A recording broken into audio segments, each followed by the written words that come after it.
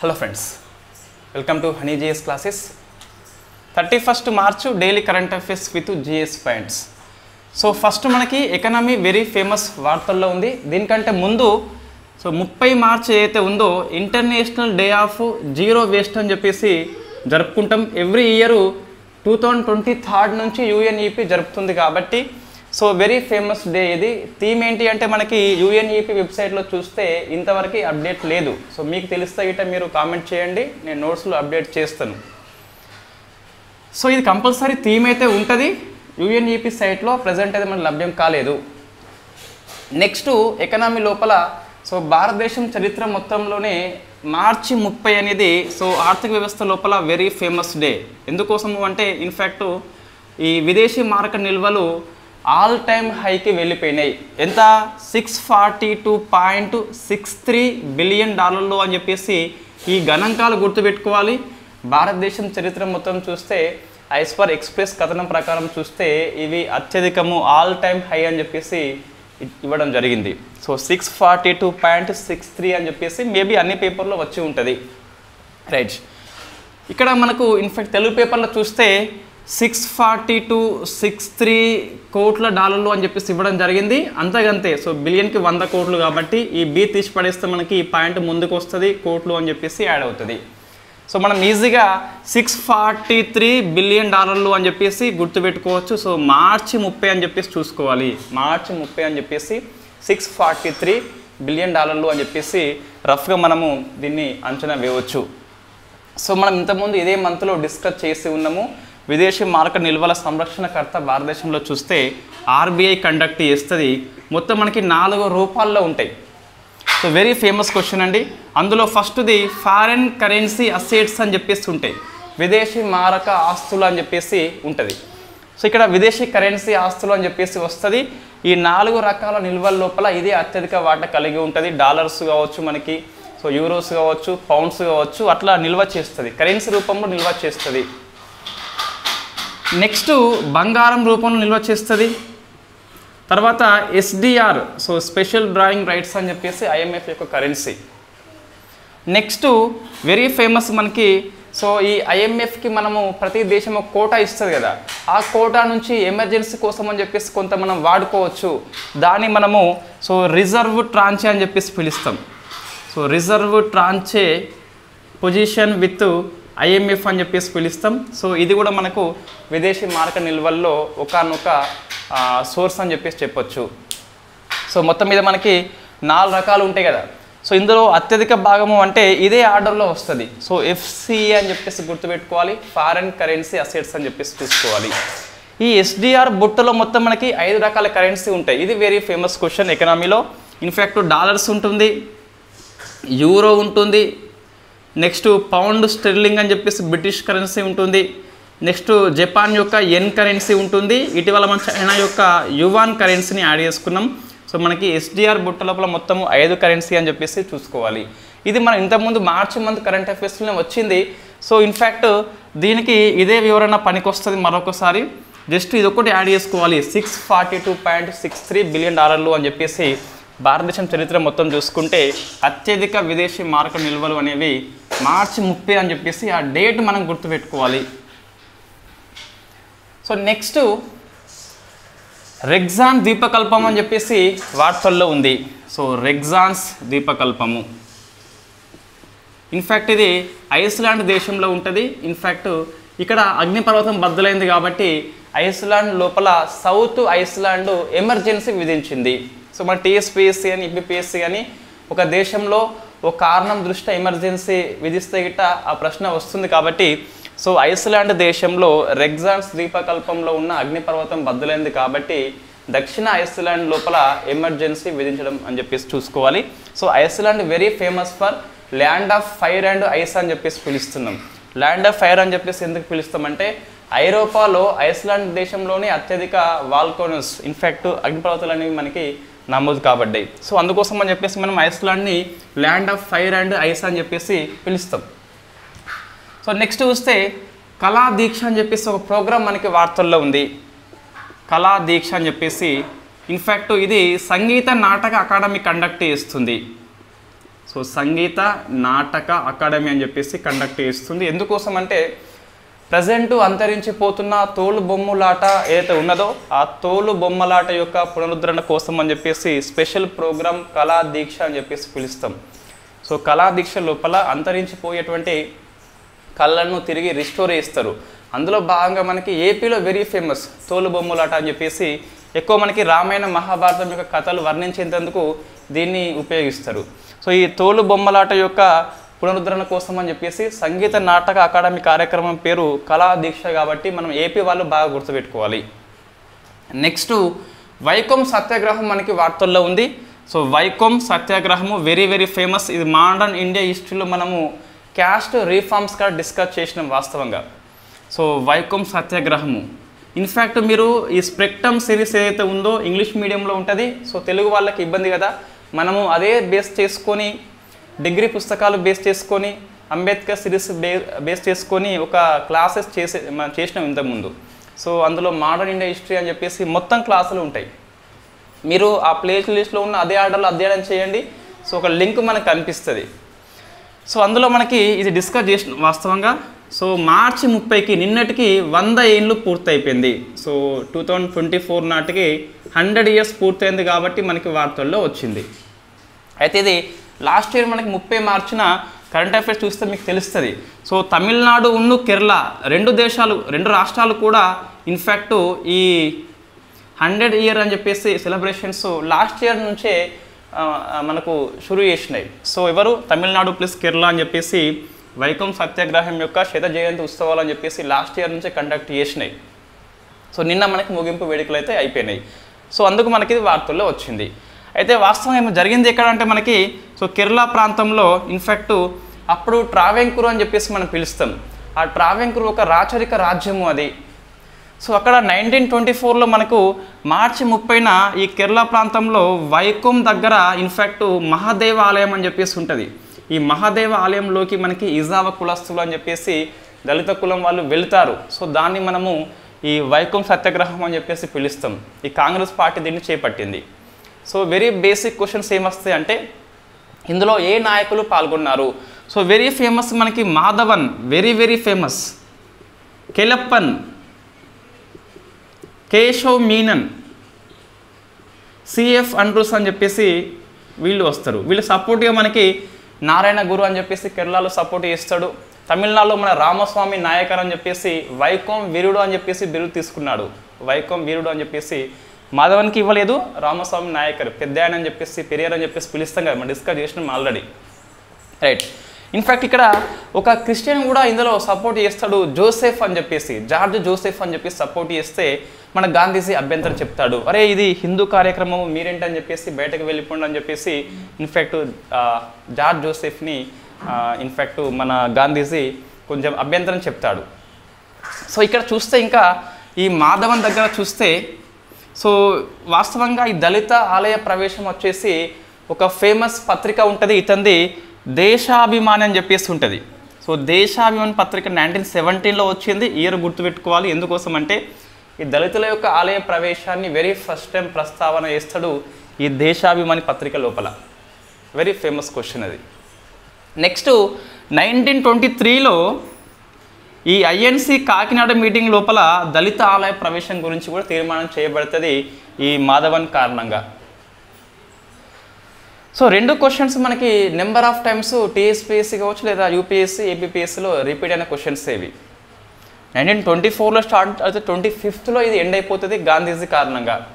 గాంధీజీ రాజీ కుదిర్చి in fact ఈ మహాదేవ ఆలయానికి 4 దారులు ఏర్పాటు చేసి 3 దారుల గుండా అందరూ వెళ్ళిపోవచ్చు, ఒక దారి మాత్రం కేవలం బ్రాహ్మణ్స్కే, ఈ మైలా అని చెప్పేసి ఎవరైతే భావిస్తారో వాళ్ళు ఆ 3 దారులు కాకుండా ఒక దారి వెంట వెళ్ళాలని చెప్పేసి ఈ రాజీ కుదిర్చి 25లో ఎండ్ అయిపోతుంది. సో ఫైనల్లీ మనకి ఇవి అక్కడక్కడ జరుగుతూ ఉంటాయి.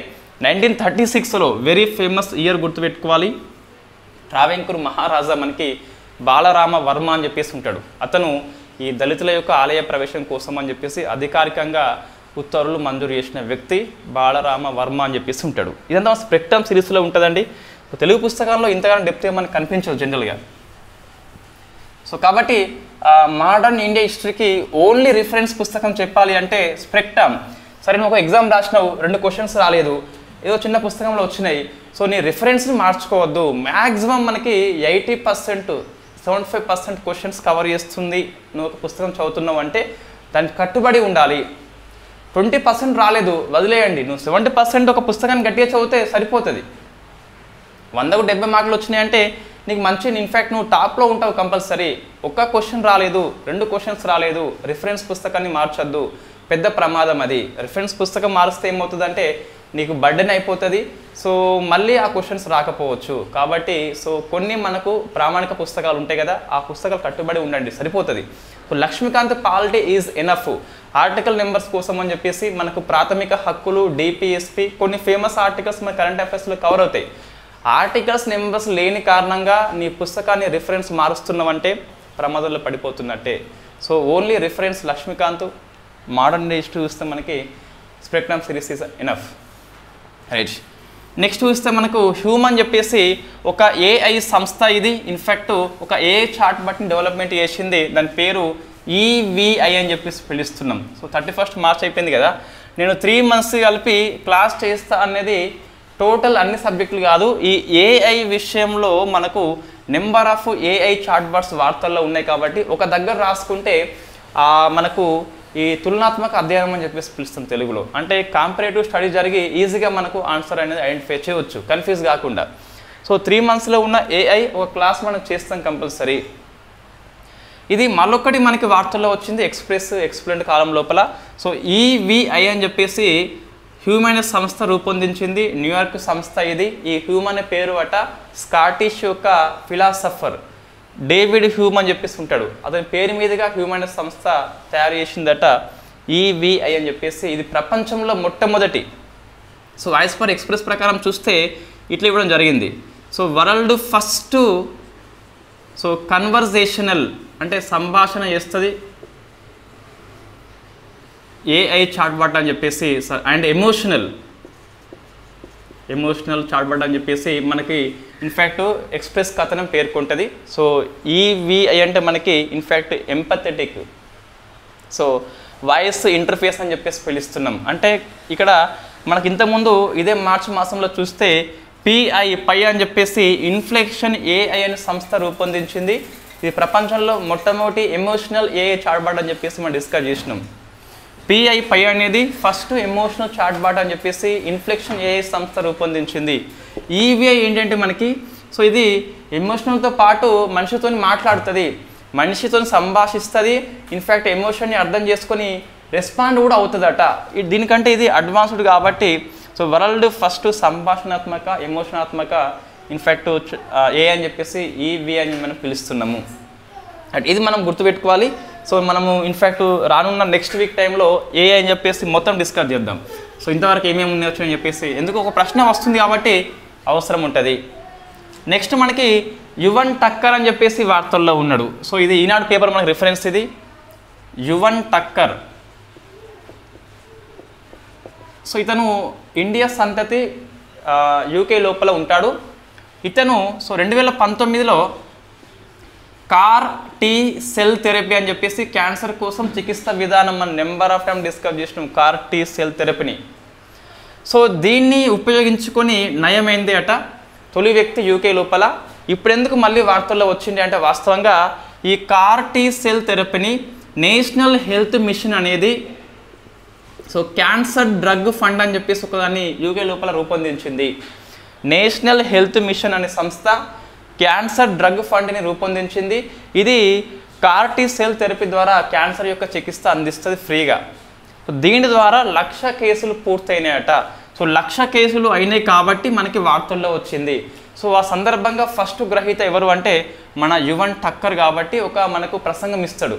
సో నా లైఫ్ స్టైల్ మొత్తం మారిపోయిందని చెప్పేసి ఈ క్యాన్సర్ డ్రగ్ ఫండ్ కారణంగా అని చెప్పేసి నా car T cell therapy successful అయింది కాబట్టి నా పనులు నేను చేసుకుంటున్నా అని చెప్పేసి ఆ కథను మనకి పేర్కొంటుంది. సో ఫస్ట్ ఎందుకు వార్తల్లో వచ్చిందంటే బ్రిటిష్ లోపల నేషనల్ హెల్త్ మిషన్ యొక్క క్యాన్సర్ డ్రగ్ ఫండ్ 1,00,000 కేసులు పూర్తి చేసింది. సో ఫస్ట్ గ్రహీత ఎవరంటే 2019 లోపల యువన్ టక్కర్ అని చెప్పేసి చూసుకోవాలి. మన ఇండియా సంతతి కాబట్టి ప్రశ్న వస్తే రావచ్చు. So car T cell therapy అంటే ఏంటి మనం డిస్కస్ చేసినాం. జనరల్గా టీ సెల్స్ అని చెప్పేసి మనకు ఉంటాయి కదా. సో టీ సెల్స్ని ఇవి రోగి కణాలనే వీటిని మోడిఫై చేస్తారు. సో ఒక జన్యుని మనకి యాడ్ చేస్తారు, యాడ్ చేసి కార్ టీ సెల్గా మారుస్తారు. ఈ కార్ టీ సెల్ అనేవి క్యాన్సర్ కణాలను నాశనం చేస్తాయి. సో అందుకోసం దీన్ని మనం కార్ టీ సెల్ థెరపీ అని చెప్పేసి పిలుస్తున్నాం.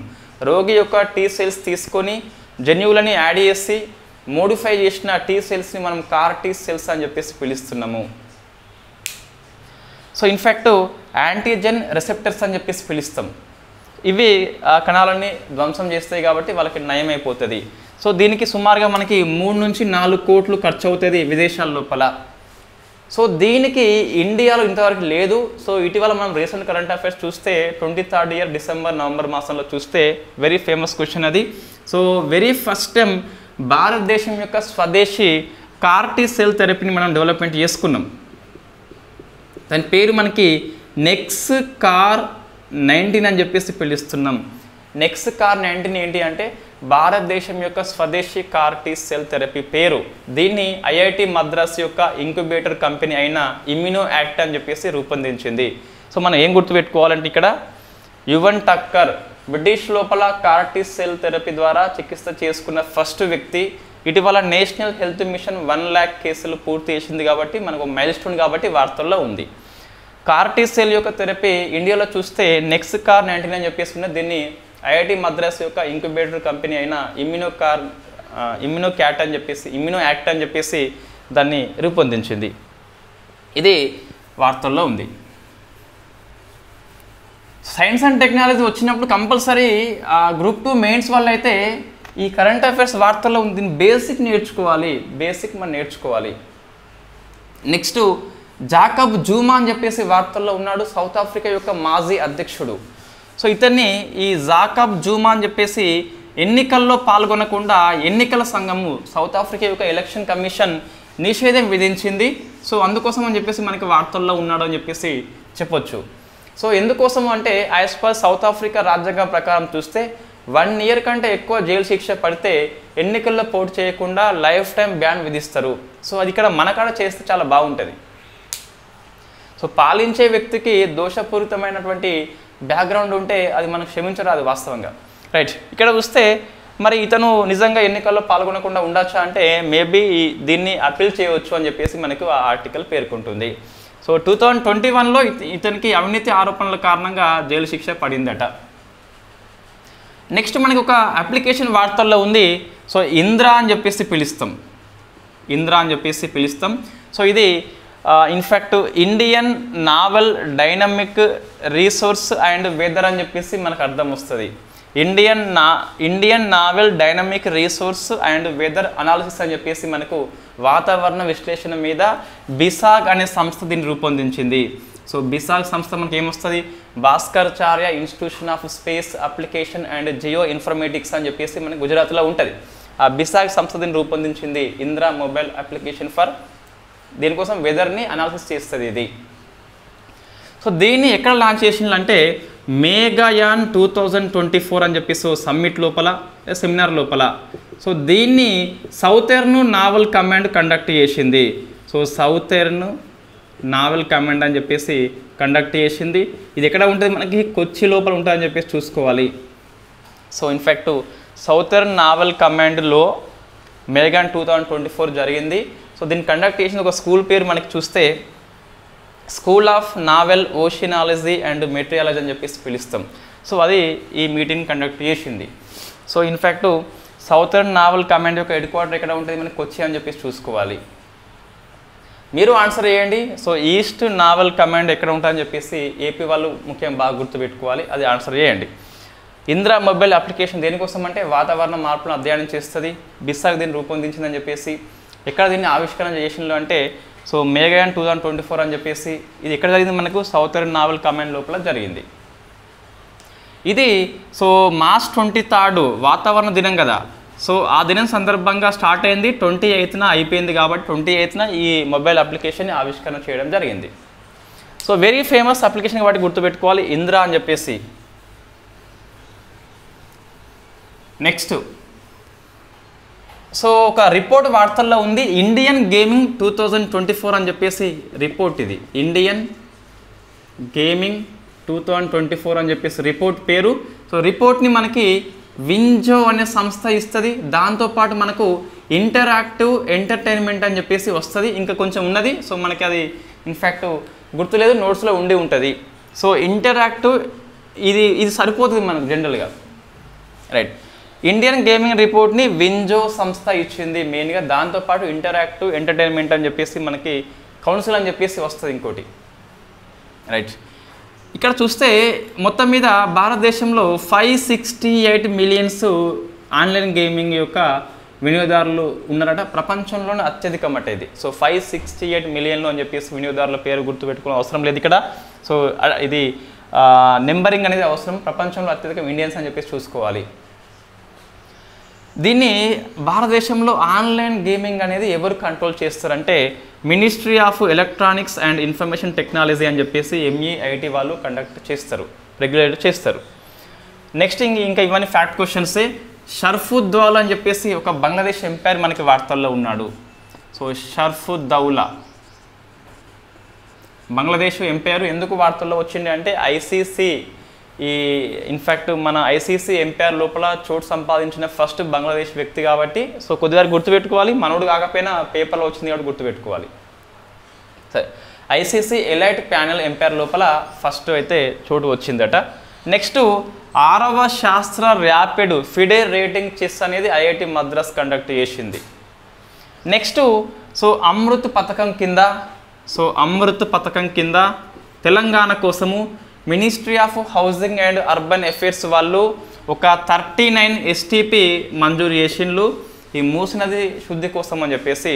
సో సివేజ్ ట్రీట్మెంట్ ప్లాంట్ అని చెప్పేసి మురుగునీటిని శుద్ధి చేస్తుంది. సో మూసీ నది అనేది మనకు ఇన్ఫ్యాక్ట్ మురుగునీరు ఎక్కువ ఉంటుంది కాబట్టి శుద్ధి కోసం అని చెప్పేసి ministry of housing and urban affairs వాళ్ళు అమృత్ స్కీమ్ కింద కాబట్టి మనం గుర్తుపెట్టుకోవాలి.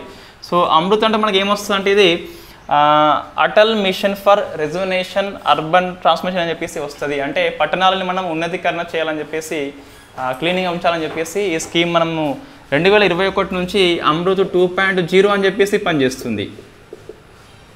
సో అది మనం గుర్తుపెట్టుకోవాలి. 39 STP కదా. అయితే ఈ మూసీ రివర్ కోసం చూస్తే BRS ప్రభుత్వం ఉన్నప్పుడు మనకు 31 STP మంజూరు చేసిందట.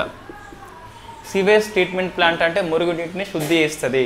సో 31 + 39 కాబట్టి ఇప్పుడు మొత్తం 70 అని చెప్పేసి చూసుకోవాలి మూసీ రివర్ కోసం అని చెప్పేసి. సో శుద్ధి కోసం అని చెప్పేసి పనిచేస్తున్నాయి అని చెప్పేసి చూసుకోవాలి. 31 STP ఆల్రెడీ ఎగ్జిస్టింగ్లో ఉన్నాయి. అదనంగా మనకి సో సెంట్రల్ మినిస్ట్రీ వచ్చేసి హౌసింగ్ అండ్ అర్బన్ అఫేర్స్ వాళ్ళు 39 అని చెప్పేసి కొత్తగా యాడ్ చేసినారు. నెక్స్ట్ మేడం టుస్సాడ్ మ్యూజియం లోపల అల్లు అర్జున్ యొక్క మైండ్ విగ్రహాన్ని ఆవిష్కరణ చేయడం జరిగింది. సో ఇన్ఫ్యాక్ట్ అది మనకి వార్తల్లో ఉంది. సో 31st కరెంట్ అఫైర్స్ ఇది మొత్తం కలిసి. DSE వాళ్ళ కోసం చూస్తే సో ఫారెక్స్ ఇది అవసరమే కంపల్సరీ, ఆల్ టైమ్ హై కాబట్టి. ఈ వైకం సత్యాగ్రహము హిస్టరీలో మీకు ఎట్లా వస్తుంది, SET వాళ్ళకైతే వెరీ ఫేమస్ అది. హ్యూమ్ EVI అవసరం ఉంటుంది కంపల్సరీ. యువన్ టక్కర్ అవసరం ఉంటుంది. వై బికాస్ UK ప్రభుత్వం అనేది కార్టీ సెల్ థెరపీని వెరీ ఫస్ట్ టైం ఇంప్లిమెంట్ చేసింది మన ఇండియా సంతతి వ్యక్తికి కాబట్టి. సో ఇందిరా అప్లికేషన్ అవసరం ఉంటుంది, అమృత్ స్కీమ్ అవసరం ఉంటుంది. ఇవి మన DSE వాళ్ళ కోసం అది ఇంపార్టెంట్. నేను మ్యాగజైన్ని రేపు సాయంత్రంలోగా కంపల్సరీ పోస్ట్ చేస్తాను. ఒకసారి ప్రూఫ్ రీడింగ్ చేసి ఇంకేమన్నా మనకు ఉన్నాయని చెప్పేసి, అంటే దాంట్లో ఏ పాయింట్స్ యాడ్ చేయను, యాడ్ చేస్తే నెక్స్ట్ క్లాస్లో నేను కంపల్సరీ క్లాస్లో మెన్షన్ చేస్తాను ఈ పాయింట్స్ యాడ్ అని చెప్పేసి. ఏ పాయింట్స్ ఉండవు కానీ జస్ట్ మనం స్కానింగ్ చేయాలి. స్కానింగ్ చేసి పోస్ట్ చేయాలంటే చాలా పేజీలు ఉంది కాబట్టి రేపు సాయంత్రం వరకు కంపల్సరీ నేను పోస్ట్ చేస్తాను. Right, thank you very much.